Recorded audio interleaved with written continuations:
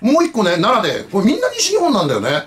産経新聞の奈良支局がね、いや、なんか、緻密な、検察は緻密な捜査をした。まあ、ここまではいいですよ。まあ、そういう見方もあるでしょう。その後ですよ、問題は。陰謀論が渦巻いてとかね。じゃあ、だから僕が言った、これちょっと飛んじゃいますけど、じゃあその、1時間53分の、防犯カメラに映らなかった空白って、じゃあ奈良の県警担当記者は説明してくださいよ。あんたできんの説明。できないでしょっていう話なんですよ。で、そうやってね、SNS になんか都合悪いこと書かれるとね、自分の名前は出さないでね、いや、陰謀論だ、憶測だ、とか言ってね、自分たちは散々書き放題書いてですよ。じゃあ逆に聞きたいけど、竹内県議は自殺されましたよね。もしじゃあ斉藤知事が自殺してたらどうするのこれ。全部不起訴よ。全部不起訴ですよ。一個として起訴になってないんですよ。メルチもそう。あなたたち散々、これはおかしい、どうのこうのって散々やってたじゃないですか。左派の人たちの言ってること乗っかってね。だからこんなことばっかりやってるからね、新聞ってね、読まれなくなるんじゃないんですか。本当に。こんなね、ことでね、SNS をね、憶測だ、陰謀論だなんてバカにしてるね、暇があったらね、なんか、本当冗談抜きでね、警察不祥事の一個でも書いてみろよって話ですよ。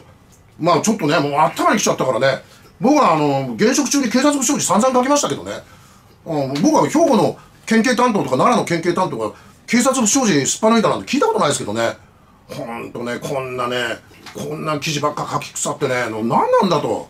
なんか産経まで朝日みたいになっちゃってね。何なんでしょうね、この集団メディアスクラムね。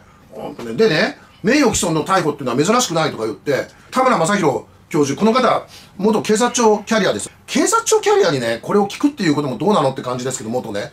まあ、ありますよ。これはね、例えば、名誉毀損で逮捕ってよくあるって言うんで、よくは僕はないと思いますよ。よくはないですよ。はっきり言って数パーセントですよ、名誉毀損で逮捕なんて。で、名誉毀損っていうのは、まあ、軽い罪でもないけれども、重い罪でもないので、脅迫で逮捕っていうのは僕はもう、それで正式公判っていうのを見たことありますけど、名誉毀損で逮捕っていうのは決して多くはないですよ。その田村教授にもちょっと反論させてもらいますけど、だからね、これね、どちらかというとね、立花は逮捕されてもしょうがないっていうね、世論をね、一生懸命警察側が作ってるんですよ。だから警察庁キャリア出身の田村正宏さん、今、弁護士の資格持ってらっしゃるはずですけど、そういうことをおっしゃるんですね。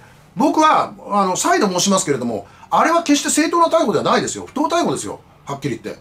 ただね、もう一方でこれ言っておきたいんですが、立花容疑者がどうなるかということについては、僕は今回の相手の方が亡くなっているということに、結果の重大性等々を踏まえて、あと、執行猶予中にやったことだということも付け加えると、実刑にある可能性は僕は半々ぐらいだと思います。